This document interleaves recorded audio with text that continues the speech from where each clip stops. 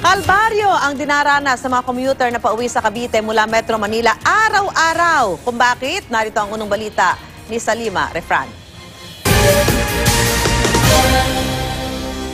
Bukod sa traffic, matinding pahirap din sa mga namamasahe ang mismong paghahanap ng masasakyan. Sa terminal na ito sa isang mall sa Pasay, mahaba ang pila ng mga pasaherong pauwi ng iba't ibang lugar sa Cavite. Kumbaga parang sakripisyo talaga. Bakit? Kasi minsan naabot ka ng 2 hours, minsan, ang pinakamabilis na 1 hour. Dati nga umabot pa nga ng 3 hours eh. Time consuming talaga kasi imbis na i-spend mo yung time mo para makapagpahinga ka, ayun, nakukonsume sa pag-aantay lang ng van. Kung may darating man na UV Express, iilan lang. Ang ilan niya nagsasakay, wala pang markings na UV Express. Iilan lang yung UV natin na nabigyan ng prangkisa. So kaya, siyempre mababiyahe pa yun, hindi matatraffic, kaya mahirapan din bumalik. Ilan lang. Kaya talagang kulang na kulang naman. Mahaba rin ang pila sa sakayang ito ng mga jeep papuntang Sukat at Molino. Ang mga pasahero halos umabot na ng intersection ng EDSA at Roas Boulevard. Nadadaanan na rin sila ng mga sasakyan. Mahirap, delikado po. Aksidente, ganun. Bakit? Kasi nasa highway po mismo. Lagi na lang ganito pila ng pila araw-araw. So kung hindi ka magtiyaga, hindi ka makauwi. Ang isang ito, bit-bit pa ang buong pamilya pauwi ng Cavite.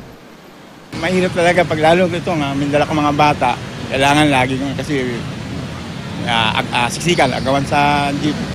Extra challenge naman ang labanan sa bahaging ito ng Baclaran. Nasa kalsada na ang mga pasahero. Takbuhan sa bawat bus o jeep na mapapahinto. Yan ay kahit na no loading and unloading zone ito. Tatakbo ka na mga layo, tapos hindi ka naman makasakay, makipag-agawan, walang masakyan. Pag may masakyan ka naman, puro puno na. Tapos kailangan mo tumayo, no choice ka eh. Ibang-iba naman ito sa sitwasyon sa Parañaque Integrated Terminal Exchange o PITX. Maraming bus papuntang Cavite at halos hindi pa puno ang mga ito.